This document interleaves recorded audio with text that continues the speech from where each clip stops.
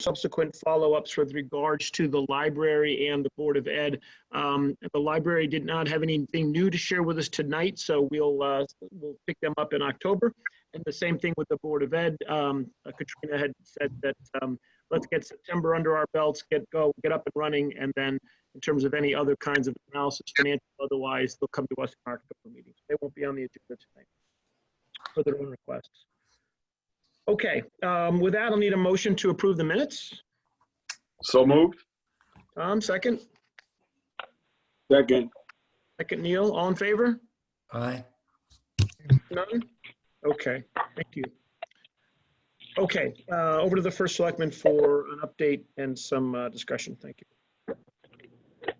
Mute. Can you put your, you're on mute? I'm still getting feedback. Go ahead, Kevin, we can hear you. Okay, are you getting feedback from? Not yet. Good. I'm getting it here. Good evening, everyone. Hope you all had a great Labor Day weekend, beautiful weekend. And so COVID, New Canaan is living in a bubble. We are having like one college-age person a week that is getting tested away at college, and they get reported back to their hometown as their permanent address. There are some hot spots in Denver and other places around the state, but our numbers are scarily low here, which is good.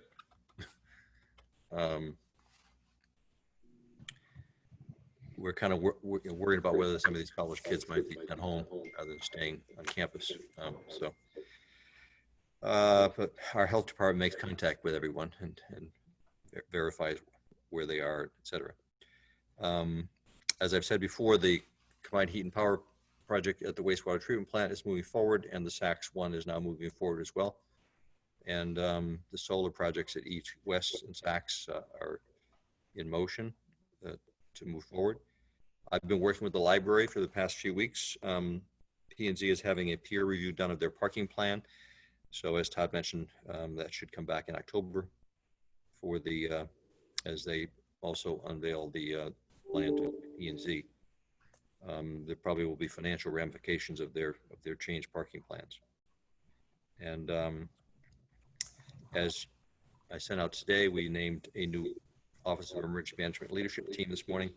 Russ Kimes, who most of you know is our Assistant Fire Chief, third generation New Canaanite, longtime volunteer with the Fire Company #1, and also a Marine veteran. Russ is going to be our new EMD, and his partner, Phil Shibley, who has been an EMT and captain of the EMS service for the past two years, and will be deputy, and that'll be a great team to lead us forward on our planning and safety of our residents.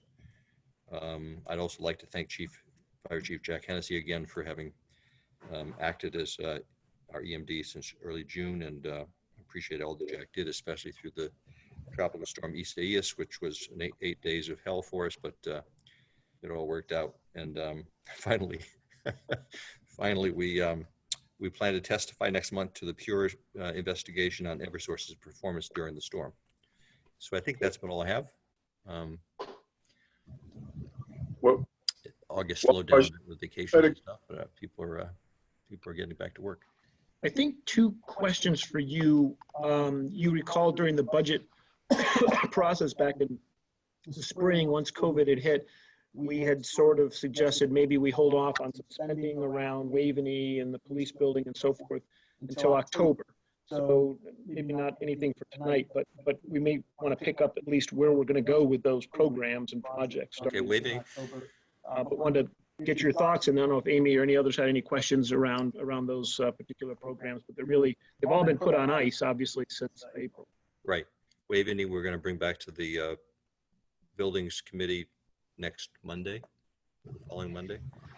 And we may be looking at a proposed revision of that project, but we'll definitely be back to you with our updated report in October. And we are beginning to seek out members for a police department renovation building committee. that is something we have to put front and center. The results of that WestCog regionalization study primarily focused on sharing communications facilities. There's a lot of gaps between cities and towns with coverage for people who may be in trouble. And we're trying to find a way to eliminate those gaps so that every police in all the jurisdictions see everything on their fringes as well as and can communicate better. They also, Wilton is working on a new police department building. And we will continue to talk about possibly sharing a training facility and a shooting range as we had begun those discussions before. But any broader regionalization really is not going to result from that study. Hey, Kevin? Yes. Yeah, I didn't read the study, so I apologize. In the regionalization study, did they talk anything about, whether does every town need to have detention facilities? 4 cells, 6 cells. Is there any, did they discuss whether there's any economies of scale or kind of makes more sense to like not have all these things sitting around that are used? They Not- they there's staffing issues. perhaps be as ambitious as I thought it might be. I think there's a lot of feeling of it's integral to how you perform your policing, and trying to operate across jurisdictions wouldn't work very well. So I was kind of surprised that people gave up on those kind of things. Yeah, it's a time to kind of re-look at stuff, because it's been done a certain way. Certainly if we learned anything from COVID is we all can be flexible and doing things differently, so. My feeling, Amy, had been that if we were going to look at regionalization, our neighbors to the south have a huge facility, totally modern facility, Right. much closer. And perhaps we ought to be looking at trying to cooperate with Darien rather than going north and northwest, northeast. It probably makes sense for Wilton, Ridgefield, and Weston, or Reading Team up, yeah. to look to collaborate. But for us, I think it would make more sense to look to our south. Yep. Any other questions for the first selectman? Yeah, I had a quick question, Kevin. I just, you had mentioned the adverb scarily, and I was just to transition there. I did read with some interest that Hartford experienced a ransomware attack. And given that these virtual services are involved so much with critical town services and are at the heart of what BOE is trying to do, I was just wondering if you could maybe share a little bit with us about our planning in that regard, and et cetera. On ransomware? Well, today Hartford couldn't open their schools because they had suffered a ransomware attack, so their systems were shut down. So that was in the news today. I don't know if you saw I that. did not see that. So on the other hand, Todd spent a good bit of time with our IT department. Yep. And I'm confident that we have a terrific IT department which protects both us and the Board of Ed. And it's really a battle you literally fight every day. Yeah. Our guys are doing a great job, and I think we were satisfied with the review we did that we're doing a great job. So, Tom, I think we could add them to the agenda next month. It's a great question with everyone being remote, like you suggest. I actually like that idea. We should get another update. You remember we did that in executive session. I believe it was about 8 months ago, maybe even a year ago. This is the fall. So yeah, good idea. Okay. Todd, Kevin, is there going to be any review or either in the state or locally on our internet providers? Because I think their performance was coming in close as bad to Eversource. Yeah, we've talked with WestCog about having a combined effort. Unfortunately, most other states have been successful in having some kind of regulatory framework over internet providers, the cable service or telephone. They skate under the federal preemption for telecommunications regulation. But we feel, Optimum, you gotta give them their due. The first 5 days were on Eversource because without power you can't have Optimum either. But their service was horrible, and their communications. Now they began to pick up at the end of the storm and are currently trying harder to communicate, but their service is notoriously bad, which is probably you know, they have a big French parent that I know. is kind of running it pretty slim these days. So What's No the competition. likelihood of, I'm sorry, what's the likelihood of more competition? more competition. Yeah. Well, as I said, you know, that's the promise of 5G actually, but even 4G, if we have more towers, we'd have at least the alternative of having internet service from the cell carriers, which, in, you know, if you're close to a cell tower, you get as good a reception on your devices for internet and data and phone service. And that's really what the strategy of both AT&T and Verizon is, and T-Mobile, to go out and compete with the cable companies for giving internet service from the street, as opposed to with a hardwire into your home and then your own router.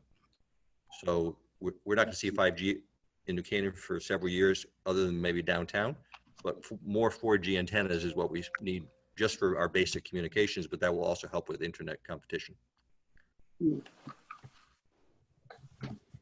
Okay, thanks, Kevin. Claudia, are you there? Yes, I'm here. Hi. Hi, Claudia. So we've Got you on So- the agenda for an update on funding needs for the election. Okay. So what I'm here to tell you is that I think that we're about to experience something unprecedented, because we will be holding a presidential election during a global pandemic in which everyone is allowed to vote by mail. While the primary was a trial run, we really don't have anything else to compare this to. So we're going to have approximately 4 different types of applications and 7 different types of ballots for this election. We'll be hearing from and issuing ballots to people not only in New Canaan, but out of New Canaan, including expats all over the world. We have voters in Canada, Mexico, Argentina, Brazil, New Zealand, Germany, Denmark, so forth. And for those left in town, we will be dealing with the unknown of whether voters will go to the polls and vote, or will they stay home and vote by absentee? Will we be in full lockdown in another 2 months, managing another surge? Or will the virus have mysteriously gone away? We just don't really know. So we can't easily predict what we need. And I think we have to be prepared for the worst. For the presidential election in 2016, we issued a little over 2,000 absentee ballots, which took 2 additional people working full-time on the project, in addition to overtime of regular staff and basically the time of 2 dedicated staff members. In comparison, this time we're going to need to prepare for more than 8,000 absentee ballots. The process of issuing absentee ballots is precise and it's labor intensive. It's layered with complexity, integrity, and security. And this year, the requirements imposed by COVID-19 make it even a more challenging operation.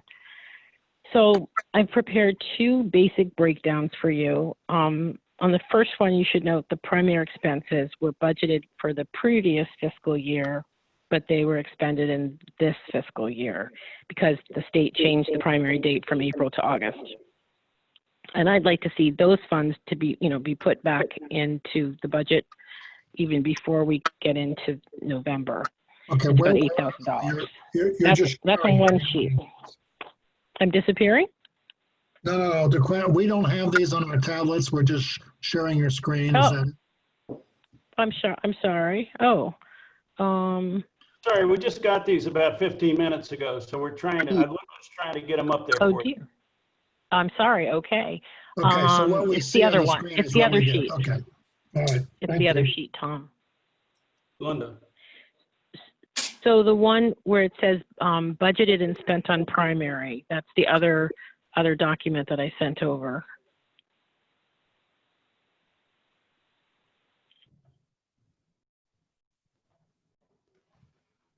Linda, are you pulling that up? You're muted, Linda.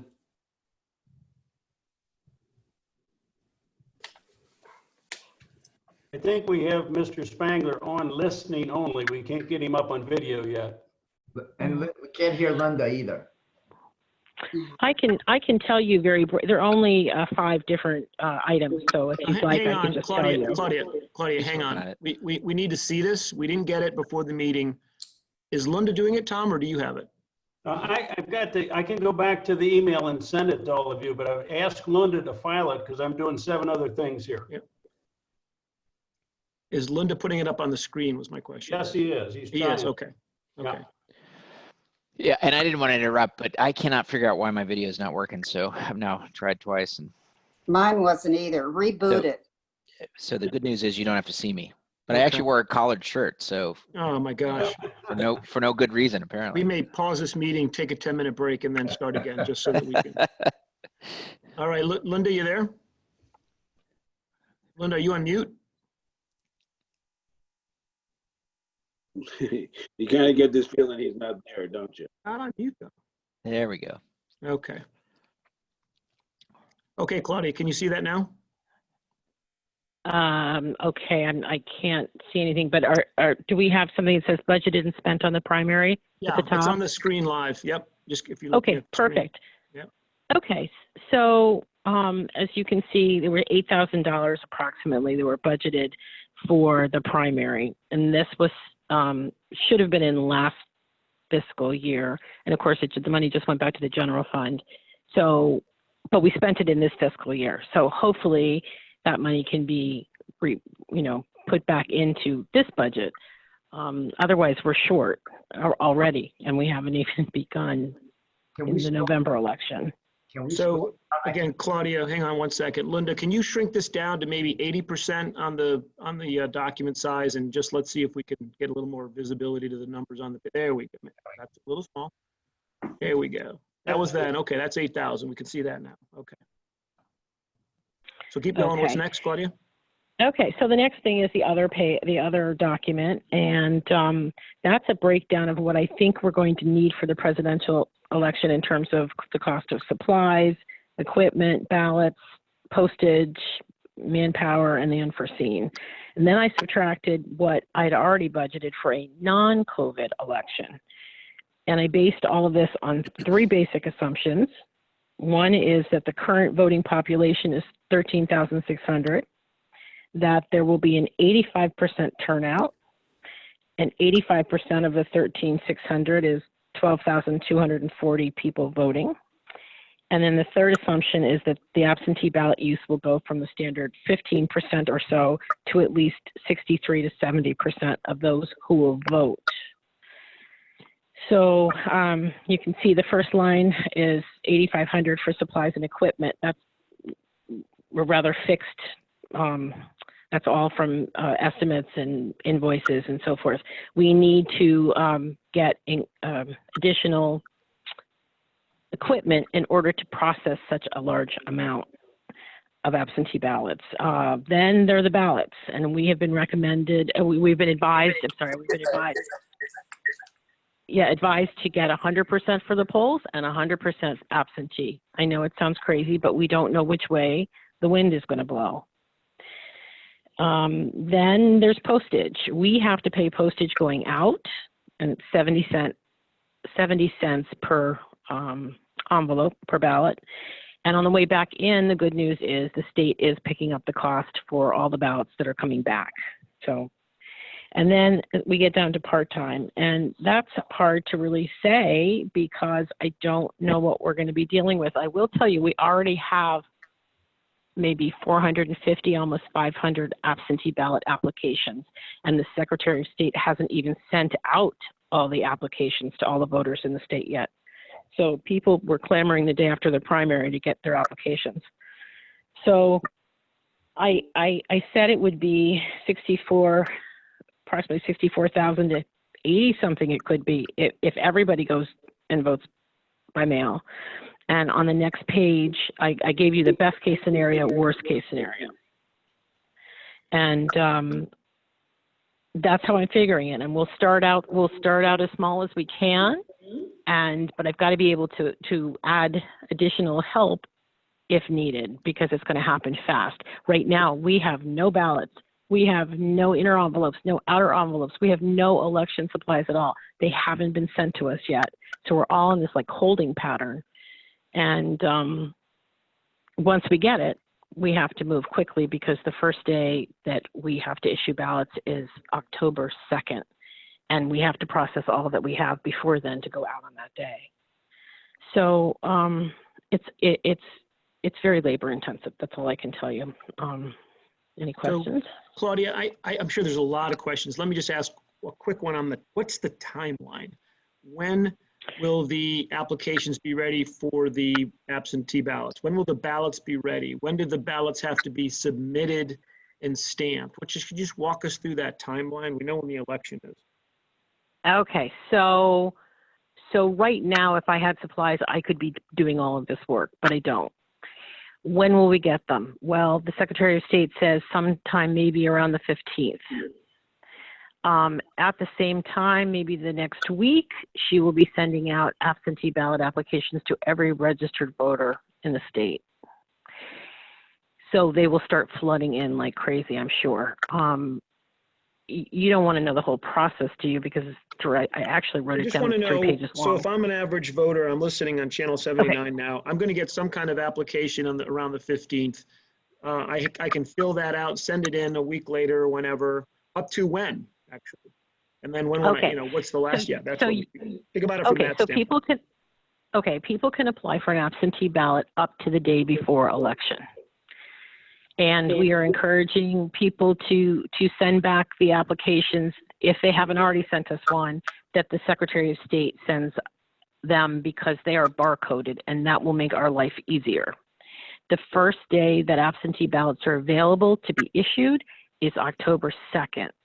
Okay. And that's our, start date. And then we will be issuing them all the way up until the day before the election. November 2nd. When people, Right. which is right, in November. I'm sorry. We're also encouraging people to use the drop box outside Town Hall, which we will be emptying out daily for both their applications and their ballots. And the other thing that's important to note, at this current time, all of the ballots must be received by 8 p.m. on Election Day by this office in order for their vote to be counted. Just to clarify, I just want to clarify, you're going to send the ballots around early October. You can fill out an application up to November 2nd. How will they get a ballot in that day? We are mailing all the ballots. Oh, but I thought you could do the application to the 2nd. You're not going You to get can. that. Okay. Exactly. Well, how does that work? Exactly. It's just a fluke of the law. If we receive an application, we have to issue the ballot if it's valid. But if I send in the application on the 2nd, are you going to hand the person how is that going to work in a day, literally a day? It won't. And Okay. it won't. I didn't make the rules In up. the It's past, just they've allowed something people that. to come in and vote, fill out the application. Yeah, this is That's all. okay. They're I'm not This is gonna hearing all- mailing though. This is the whole COVID point is to they're mail. not gonna do that this time, because if you can come into the town clerk's office to vote, Vote. you can go to the polls the next day, unless you're gonna be out of town. I'm just not clear on how I can Exactly. send in an application on the 2nd, get a No, ballot on the yeah. 2nd, You're- and vote you're- on the Right, Ty, you're If- absolutely right. If you ask for an absentee ballot on November 2nd, there is no way your ballot's going to get counted, Right. because there's no way it can get back to Claudia Exactly. by November 3rd. Right. But that's set by state statute. That's just how it is. So I know it doesn't make any sense, but that's the way Okay, the we game can't is. solve that. So in any event, that sounds terrible, but regardless, I hope people go very quickly. So this is your estimate, and I don't even know what we would do from a budget point of view. I think we just do what we need to do. You guys are echoing. Yeah, it's a huge echo. Can you hear me now? Okay, all I was suggesting is that for this body, you're not asking for a proposal because there's just too many unknowns. I think you're making us aware that we could have up to $70,000 or $80,000 of exposure for handling this process. My point is, it is what it is. You might have more data. I think you'll have a lot more data in October, and I guess I would ask you come back in October, but what I'm suggesting is that it'll be an expense, and we will manage the expense at whatever cost it is. Exactly. We will be getting some reimbursement from the state. I think even Kevin may have more information on that. And I think there's some grants that might be available as well. It's never going to cover the whole thing, Sure. but at least it will help. Sure. Any other questions for Claudia? This Todd, if I may comment, sorry to interrupt. Oh, go ahead, George. no, that's okay, Linda, you go first. No, I was going to say, Claudia and I have had discussions about this, and there are a couple of pots of funds that some of this is indeed reimbursable. There's funds through FEMA, funds through the CARES Act, similar to what we're doing with other COVID-related expenses. But then there's also specific funds related for election-related expenses that have also been identified for this. So the way that we're going to approach this, again, this is a FYI session, but we will incur the expenses as we've done with other COVID-related expenses, tally up what the actual expenses are, and then submit those for reimbursement. And then whatever that is not reimbursed, either through FEMA or through the state, then we would come back and see whether we need to dip into contingency funds or transfer any unexpended funds from other operating expenses throughout the general fund. And so we have some time to determine how we fund these expenses. Okay. But the initial funds to fund these expenses so that Claudia can go out and buy the equipment that she needs, that is available. And we've had discussions. She should move forward and get what she needs to get to conduct the elections. And what about what about personnel? Because you can't just hire these people 3 days before the election, because you're going to have to spend some time, training them and acclimating them to what is, in fact, a very tedious and manually intense process. So so that's a question for you, Linda. Could she hire people tomorrow and we'd be able to have the cash to pay them? Yes, so on the funding side, we're okay with what she needs. It's just the HR process of getting people on board. And so Claudia has the ability to do what she needs to do to get people on board. The funding is in place to handle it. Other questions for Claudia? Linda, I think you explained the process perfectly. We'll incur the costs. We'll look to see what we can get reimbursed, and we'll settle up on the rest. Just one question. Amy? Yeah, Claudia, I mean, this is following up on what George is asking. So, you know where to find these people to hire to do this work, right? Is because it's not simple, right? So do you have a stable of people that you can go to for this? I have a group of people that I've semi-lined up for this, just waiting for the go-ahead. So some of them are trained election people already, and some we will have to train. Well, good luck. Big job. Important job. Claudia, anything else you want to make us aware of now? No, I think that's pretty much it. Thank you. Any other questions? Claudia, it's Tom. I just was wondering if, in light of COVID, you experienced anything you can share with us in terms of volunteer poll workers and whatnot. Are you experiencing any drop off in volunteers, or do you anticipate anything the way the headlines are suggesting? Right? Yeah, you're thinking poll workers. So that is actually the responsibility of the registrar of voters.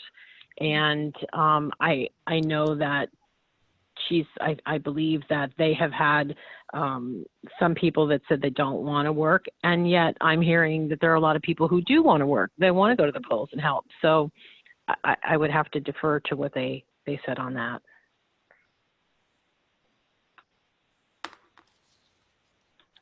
Okay, Claudia, can I ask you to come back to our October meeting, please? And just give us an update on the process by then. The 15th of September will have come and gone. Application should be going. The 2nd of October will have come and gone. Ballots should be available. And we'd just like an update in the current thinking. And at that meeting, I will ask you this question. When will the no-go be on whether or not we can vote in person? That's very important. I fully intend to vote on election day, but we'll need to know what the rules will be around that, because that'll guide a lot of people's thinking. Not for today, but for October, I think it's important. Right. I just want to say, as far as that goes, I mean, anyone who's comfortable going to the polls and voting, they really should do it. Last time it was the safest place to be. But if they're not comfortable, then they can vote by mail. The only other thing that I would share with you is that the Secretary of State made it very clear, and she said it several times, if we have to run 2 shifts, including overnight, to get this job done, then that's what we have to do. So I'm a little, yeah, so. Okay, good. Terrific. Other questions? I have one question. Claudia, I'd heard that there might be earlier that there's discussion of trying to get them to start working on the ABs before Election Day. Have you heard any updates on that?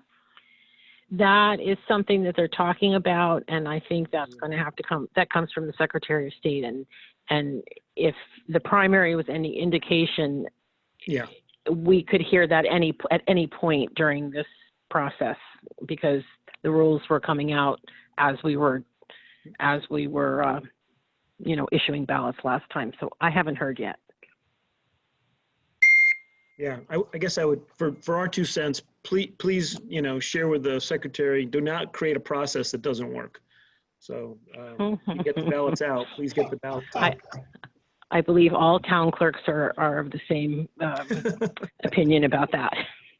All right, thank you so much. Okay, we'll talk with you in October, and just plan on, the funding will have to be there. It's not optional. And it's, yeah, right. Okay, thanks, Claudia. Thank you. Okay, over to you, Linda. There we go. Okay, I've sent you a couple of charts. Unfortunately, I'm not able to screen share unless Tom, you can. But I shared with you a couple of items. The revenue snapshots, just looking at some of the major revenue drivers, and I shared with you last month as well. We're seeing that in terms of the property taxes, we are where we anticipated we would be. 60 days out, we're at $75.1 million received compared to 75.7, which is comparable to what we had budgeted, and therefore we are on track. In terms of how the revenue split, the sources of income, as I shared before, the trend continued. We have seen a spike in online payments, which is understandable.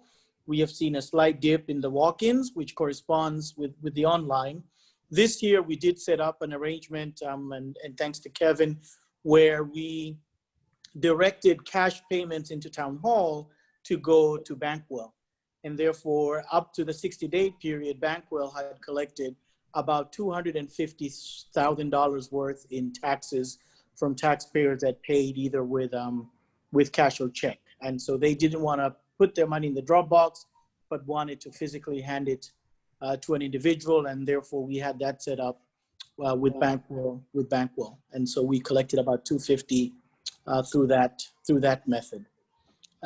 The interesting story this year, I'm sorry, what was that? I think it was just you with an echo. Oh, it's me. I'm only on one device. Yep, you're good now.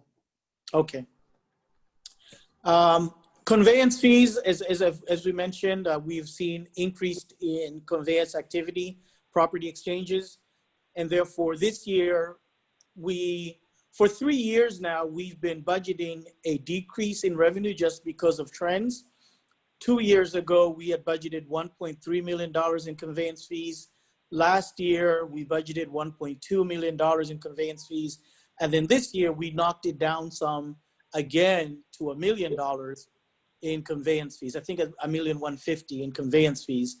And so far, we've collected almost 50% of the annual revenue conveyance fees in the first 60 days. And therefore, I don't anticipate to collect $500,000 every 2 months between now and the end of the year, although that would be great. But I think that the trend is positive, and I do anticipate us making budget if this trend continues. But it will help us also offset some of the decreases that we know we're going to see in parking revenues and so forth. So I think if you combine what we're seeing in property taxes, which is 96% of our total revenue, and if that collection rate stays where it is, and then you have this increase in conveyance fees, I think on the revenue side of the equation, the budget looks strong, and we will more than likely finish on budget and slightly ahead of budget as we have historically, just based on, you know, the first 60 days of the year. So I think that's a really positive financial picture of revenues going into FY21. And then just going back to FY20, the year that we're getting ready to close, we've pretty much reconciled all of the accounts. We're looking right now, revenues over expenditures to be at about 800,000 or so. Thank you, Tom. At about 800,000 or so. But as you know, we're having the Board of Ed come back in October. As we discussed with them, if they come in October, we will have closed the books. We would have closed the books for FY20, and therefore any additional appropriations given to the Board of Ed will be by way of special appropriation. And therefore we would dip into the fund balance based on the savings from the current year. And again, given where our fund balance is, I think the town is well positioned to support the Board of Ed. At this point, before I go into the discussion on debt, I'd be happy to answer any questions with what we're seeing this fiscal year in tax revenues and conveyance, and any questions on how we're ending last year. Any questions, team? Well, people are looking. I have one. I note that the conveyance fee budget is $1 million for this current fiscal year. We did do 1.127 last year, right, according to this? Correct. Parking permits budget is 1.3. We only did 600 last year because we canceled some the parking fees is fine. Do you have a sense as to what do we have for revenue what do we have in the first 60 days on parking? Or any of these other revenue items? Are they a little early to tell on some of them? It's early to tell, and because parking specifically is seasonal, and because we gave the grace, so we haven't billed anything for parking. So what we've collected is what we have, and therefore chances are we'll probably be close to where we did this year in parking revenue. So it will be a dip in the revenue, and I think that'll be offset by conveyance fees and any other maybe fees that trend positively. Correct. Yeah, building permits are trending positive too. Okay. Right, because the parking fees, we get those in May, June, and July. Yep. We send out the statements in May, and people pay between the months of May, June, and July. And because we didn't send out statements in May, we're not going to see any June, July revenues. Okay. Hey, Linda, can you go back to the expenditure page? Sure, Tom. Thank you. Is that it, or which way is it? There it is. The page before that. Yeah, that page, correct. So I'm looking at your year-to-year for next year, 2021. On the very last column, it says 0.83% growth year-to-year. That's not really the growth off of your latest projections, correct? Because based on 148 million being your latest projection, going to 152, looks about closer to 3% growth rather than 0.83% growth. Right, that is budget to budget. Okay. We should probably reflect what it is versus projections, just so you know what the actual year-to-year is as well. I can do that. So you want to do actual to budget? Correct. I can update that chart. Yeah, that would be helpful, just to see off of this year, how much are we growing next year versus the actuals that happened this year. Okay. That'd be great. Sure. I think it's about 3% is what I'm coming up with. 148. Yeah, because it's about about 4.2 million. Yeah, you're right, Michael. The big jump, well, there's a big jump, of course, in the Board of Ed because they brought it down last year at the end of the year. And the approved number was. True, because the Board of Ed accounts for $1.6 million savings, which they're going to request back. Right. Well, we don't know that. They don't know. Yeah, we don't know what they've got to get through what's going on. See. Yeah. Okay. Any other questions? Okay. Thanks, Linda. Matt, want to go to the debt? Sure. And then the last piece, Todd wanted to just kind of get a snapshot of where we are on the debt. So I provided two charts. The first one that you're looking at now is the payment to maturity. This is just the existing bonds as they are today with no new debt. What is the schedule and what is the payment schedule to retire everything that we have? So you'll see that everything gets retired in 2040. The very first line, 2021, we are beginning the year with about $106 million in outstanding GO. Through the course of the year, which is the far column on the right, the year-end GO balance, this year we will pay down to where we will end June 30th of 2021 with $94 million. And again, this is assuming no new debt.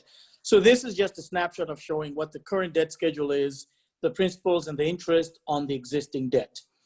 And the next chart that follows below it is beginning with where we end with FY21, and we just transpose what the current debt schedule is and then what the 5-year capital plan is. Again, fully understanding that the 5-year capital is not necessarily what we're going to bond, but those are currently the best estimates that we have as far as future debt issue.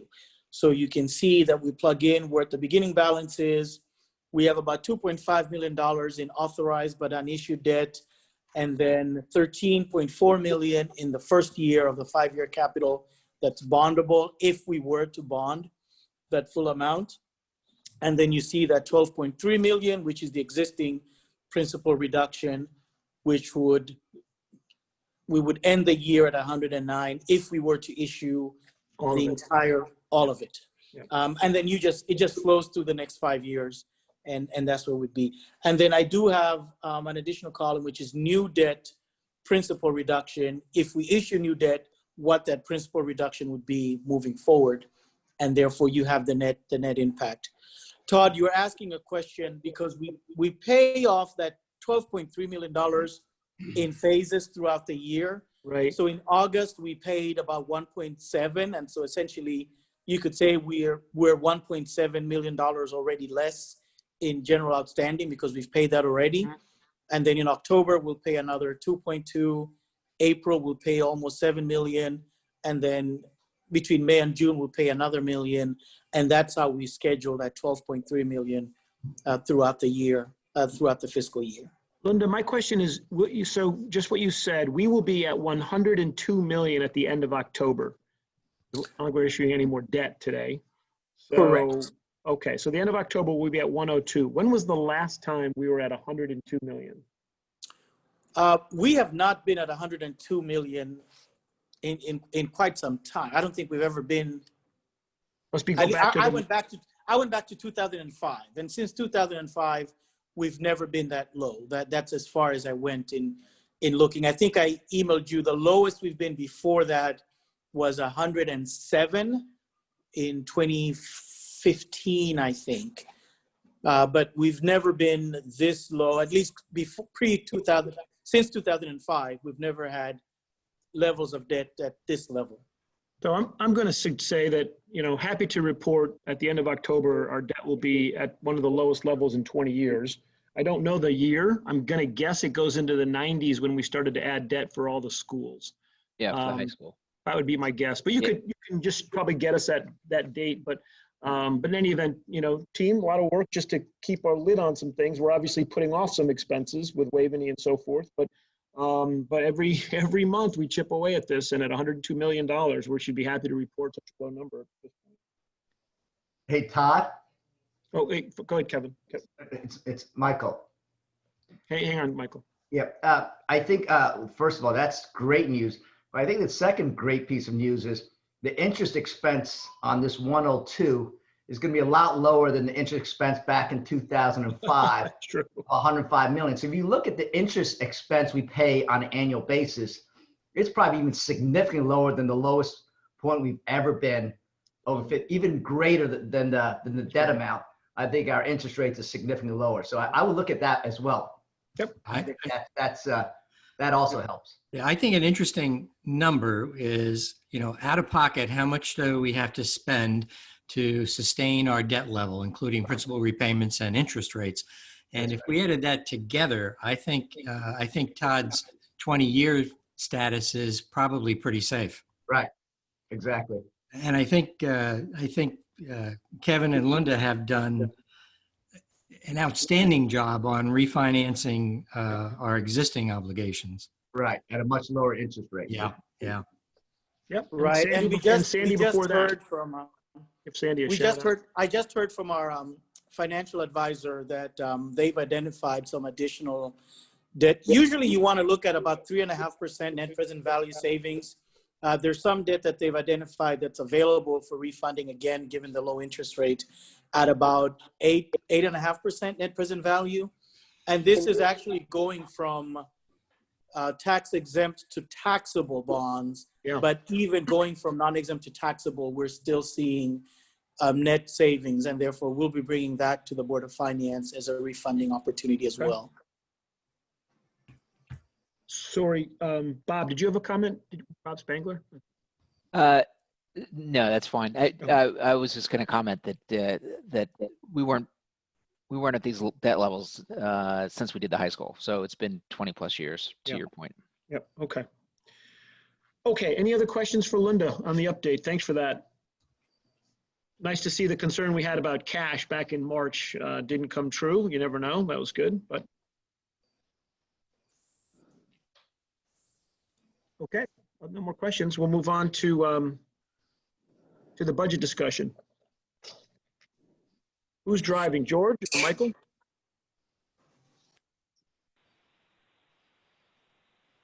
We haven't actually got together and even talked about. All right, we're gonna do an alphabetical order, George B. Well, you know, as you know, we Chris and I and Michael last year, but we've done this for the last 3 years, and so we were wondering if anyone else would like to take a shot at this to bring a fresh perspective or a fresh set of analytical tools to building the guidelines, because our feeling was last year we did the guidelines and we're not sure that the entire board actually was engaged in understanding how we got to those guidelines. And we were a little concerned that it seemed to come across as kind of arbitrary on our part. And that was certainly not the work process that we did, and certainly not the intention that we wanted. So if anybody would like to volunteer, I would be more than happy to step aside and make room for some fresh perspective. All I would ask is that only one or two of you step aside. I think that there's some institutional knowledge of the model that you built, all the experience that you had, and everything else. So I prefer if the whole team didn't just try to swap out because we think it matters that we have a little continuity. But I appreciate the point. It's 3 years. It's a lot of hard work. It's nights and weekends, and it is time for at least to have one or two other volunteers. We'd like to have them now. If you don't want to, if you don't feel like you want to make that decision this minute, that's fine. I do need to have names though this month. Chris? Yep. Yes. So what George says is correct. We did not get together, the three of us, to discuss the process.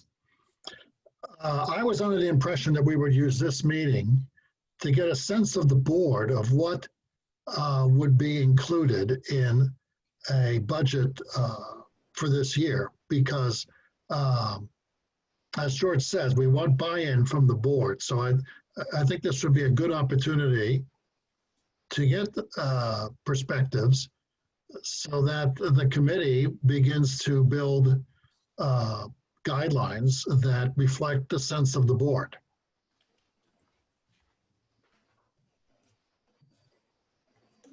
Well, I mean, fair enough. That's part of the discussion for the plan and the schedule.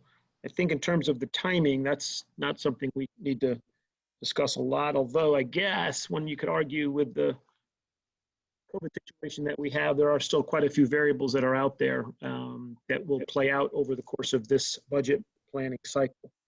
In terms of specific guidance, normally we look at. Yeah, the problem is with the guidance is if it doesn't come out in October, then everybody turns around and says, oh, you didn't give us any guidance. We had to go ahead and prepare our budgets. And we did it from the bottom up. And so here's our number. And then the guidance has absolutely no relevance to anybody. So we need to, if we're going to do it, we need to do it in the next 30 days. Yeah, well, yeah, I think it's fair enough to come to have the working group come to this board in October with it laying that out, whoever that working group is. I agree with you, Chris. Yeah, I think the key thing to Chris's point is, what are our goals as a board? Is our goal to keep the mill rate the same? Is our goal to grow our budget 3%? Is our goal to keep our general fund balance at 25 million or higher? I mean, I think it's going to be hard for weather working group to come up with a budget without having some overarching goals of what this board would like to do. What is the key thing? Is it keeping the mill rate flat? If it is, then it's easy. We can put a budget guidance again. If it's, hey, we don't care about keeping the mill rate flat, but we would want no more than a 2% growth and use the unassigned balance all the way down to 20 million. We can do that as well. Or we could say, you know what, we really think that we want our unassigned balance to grow back up, whatever. So I think we need as a board to determine what are our overarching goals in order if there's a working group to put a budget guidance together. And that would be at the top level.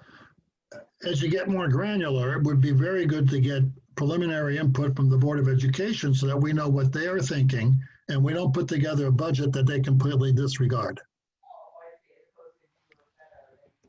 Well, you named a lot of the variables. Taxes collected is another one, not just mill rate, right? Because that's got other variables in it, but it's the amount we try to tax revenue, gather for taxes revenue. So look, and we need input from the selectman's office, right? You've got to have, you've got the town side and some guidance you're going to have. Well, working the past couple of years with this group, by analyzing the numbers early, we start seeing things that are going to be drivers for the year. For example, I think health costs are going to be surprisingly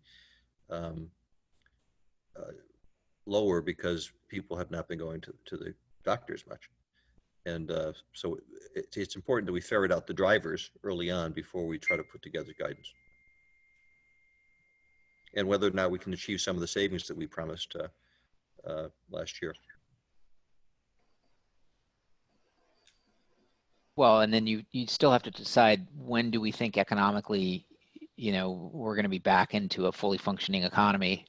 When are you going to have parking revenues? When are you going to have, right, other ancillary non property tax revenues that might come back? Because we could very well be sitting in these same seats, and I'll try to get my video to work, 12 months from now. So, you do have, those things will factor into this budget, and then that factors into the general fund balance that we want to retain, because I think there's a lot more uncertainty.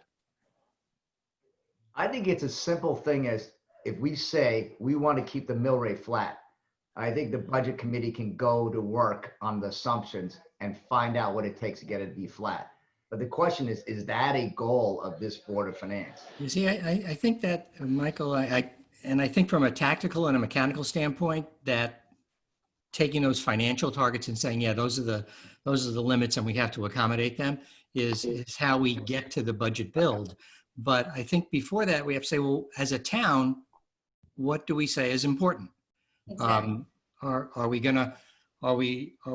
think Todd last year in one of his letters or summaries said, we want to continue to have a world-class educational structure. We want to continue to provide, safety and security services that our citizens are used to, and we want to maintain the quality of life in town.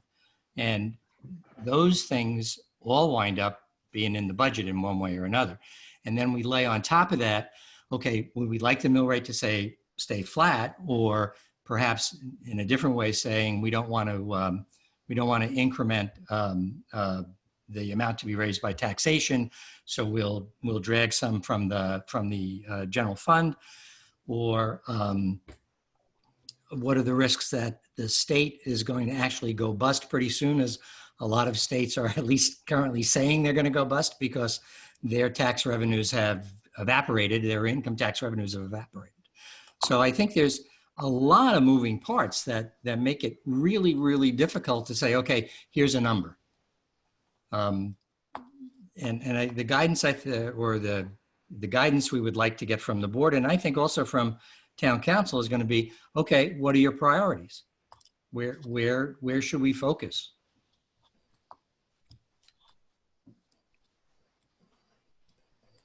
I don't know if that makes any sense. Other but- input? No, makes perfect Yeah. sense. Just jotting down some notes. Look, it comes down to a working group, putting together those variables and assumptions and coming back on mill rate taxes, tax revenues, fund balances, how much debt we want to have. Let's not forget about that and so forth.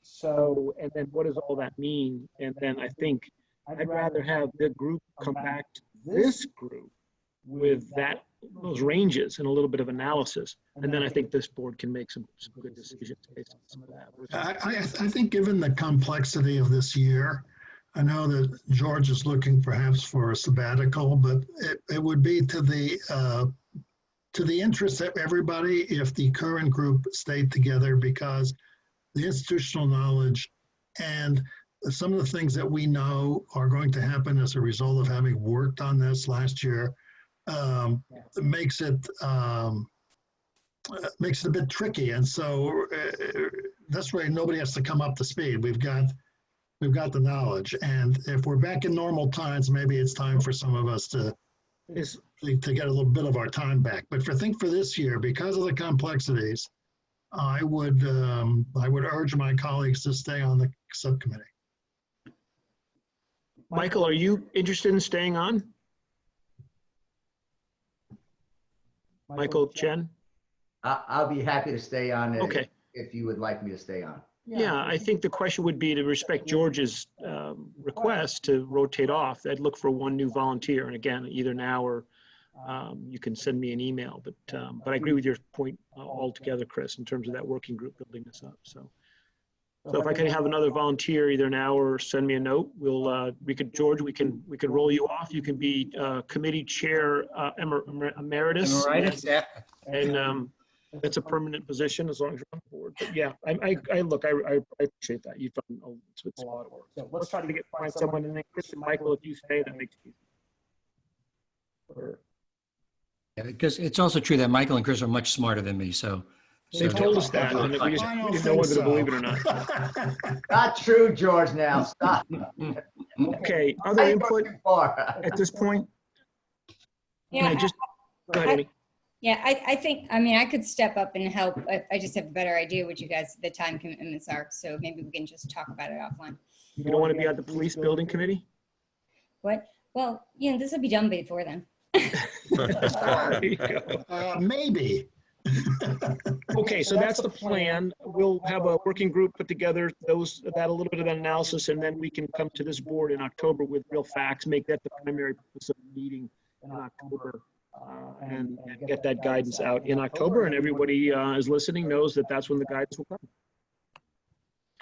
I think it would help to ask the superintendent if we should include school start times as an assumption. Well, we'll have to get some of their assumptions. I mean, it's a tricky year for them to try to forecast next year. It's going to be, I think we'll have a little bit of range. But yeah, no, we'll certainly work directly with the Board of Ed for sure. Other thoughts, input? Okay. All right. Item number 7, non-bonded capital fund, Linda. Sure. Tom, if you could get that screen share back up, thank you. So basically, we had a discussion. This was something that the auditors brought up. Essentially, in the general fund, we have general fund expenses, and then we have our tax-supported capital, which we fund in a separate fund. We identify what the dollar amount is, and we transfer that dollar on an annual basis, and we run those projects through the tax-supported capital fund.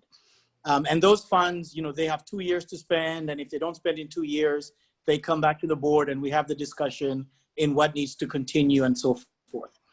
On the sewer fund, it's a little bit different in that the sewer fund, as you can see in the budget, we combine sewer operating and sewer capital all within the same fund. And what happens there is that you have the sewer operating, which is an annual appropriation, but then you have the capital funds, which are not annual. They're essentially similar to the tax-supported capital. So for example, this year's budget, we have the 600,000 budgeted for the combined heat and power unit in the sewer fund, combined with the operating budget. So if that project was to go over, be a 2-year project and so forth, it doesn't need a separate appropriation on an annual basis.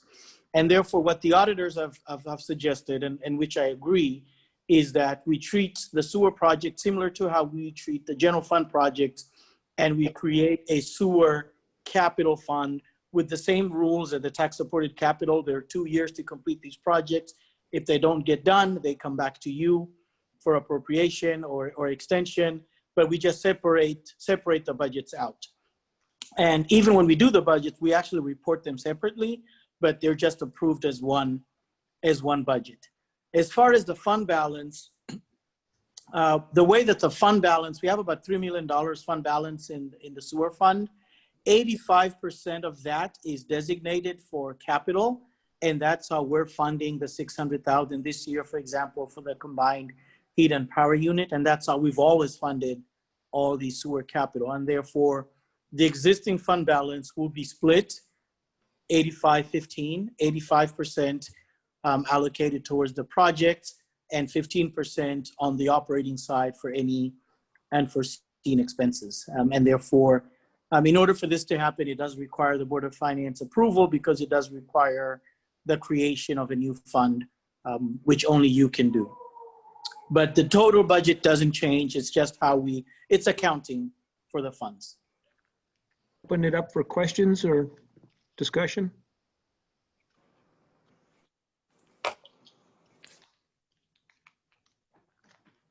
Hey, Linda, it does bring up the thought, and I'm sure this came up during the budget cycle, but as we're drawing down 600,000 or 879,000 from that fund balance, how do we replenish those dollars, right? So we're drawing down I forgot the number you just said, but the $3 million or so that they're in there.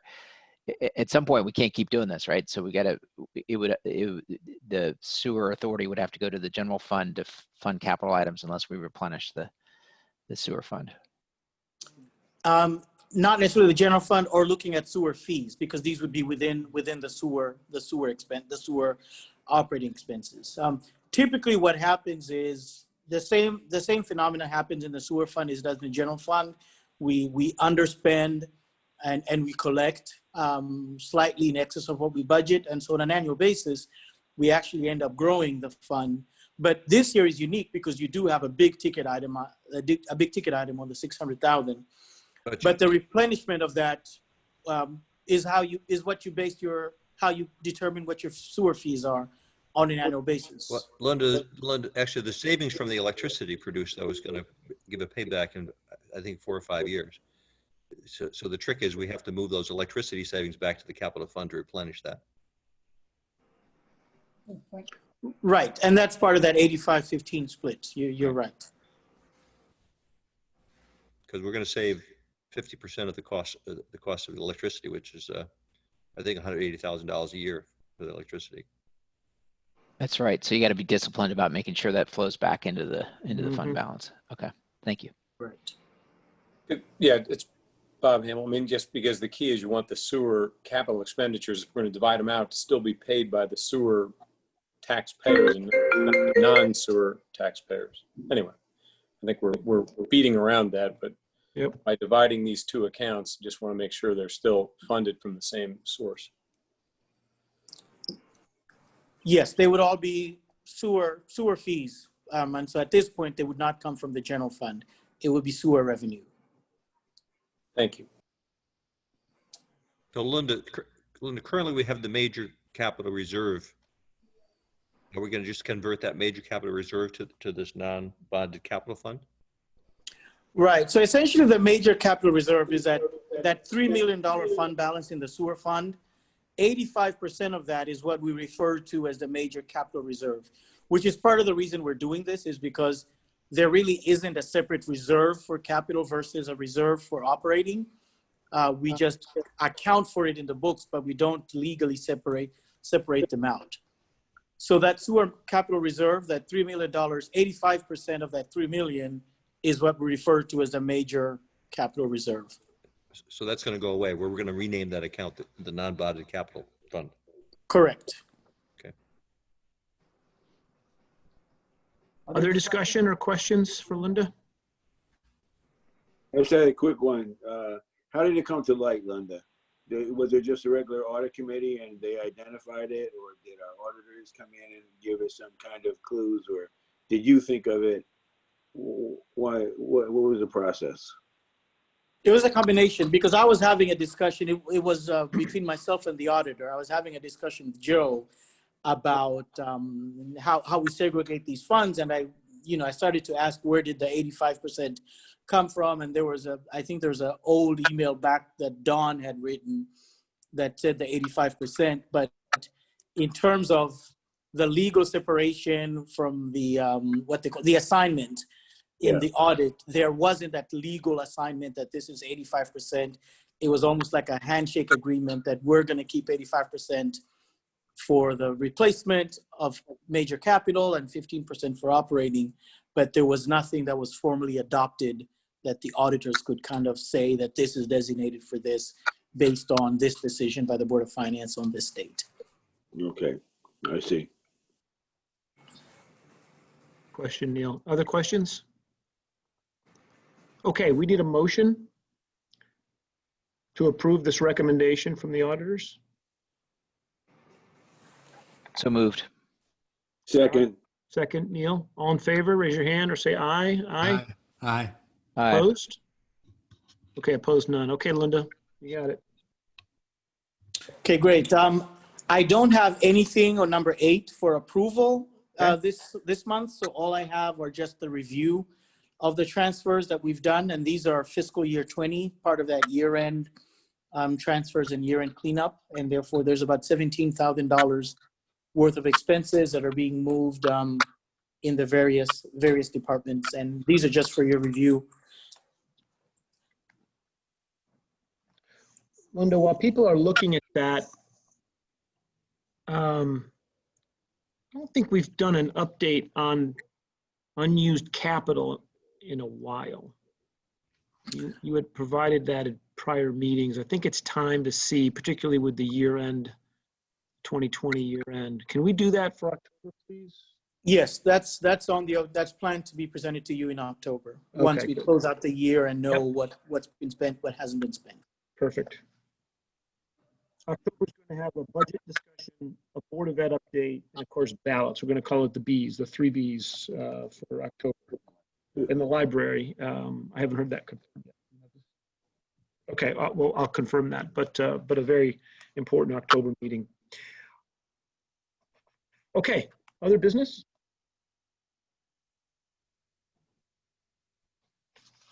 All right, if not, then we can have a motion to adjourn. Move. Neil?